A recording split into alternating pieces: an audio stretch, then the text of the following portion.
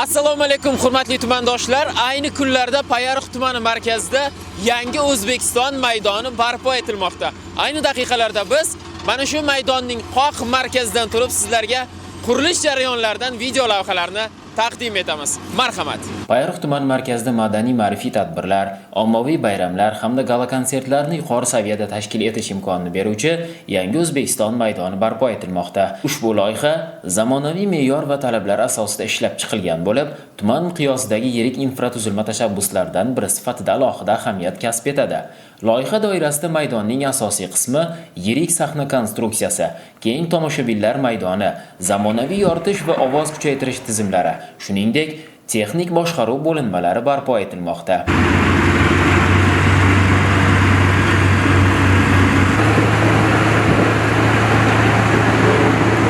Maydon atrofi keng ko'lamda obodonlashtirilmoqda. Piyodalar uchun qulay yo'laklar, yashil hududlar, zamonaviy dekorativ yoritgichlar hamda dam olish zonalari barpo etilmoqda.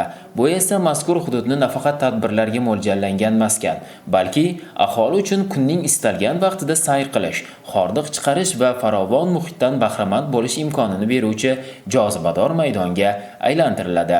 Aziz tumandoshlar, bizni Payariqimizda bo'layotgan islohotlar endi qancha ishlar, ko'chalarimizga chiroqlar qo'yildi, ko'chalarimiz asfalt bo'ldi, tozalik, ozodalik, farovonlik qilish uchun qadam qo'yganmiz, qadam halitdan to'xtamasdan mana katta bir maydon quryapti. Bu maydonda ertaga nevaralarimiz, o'zimiz, nuroniy bobolar kelib turib bir aylanib mazza qilib dam oladigan joy bo'lyapti.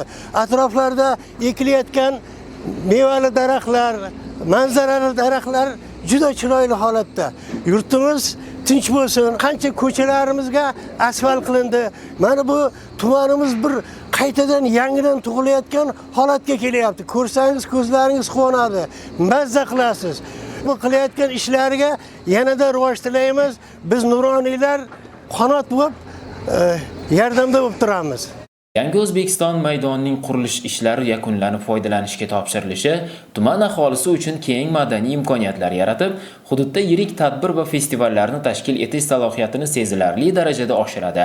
Shu orqali tuman markazida zamonaviy, qulay va ko'p funksiyali jamoat maydoni shakllanadi.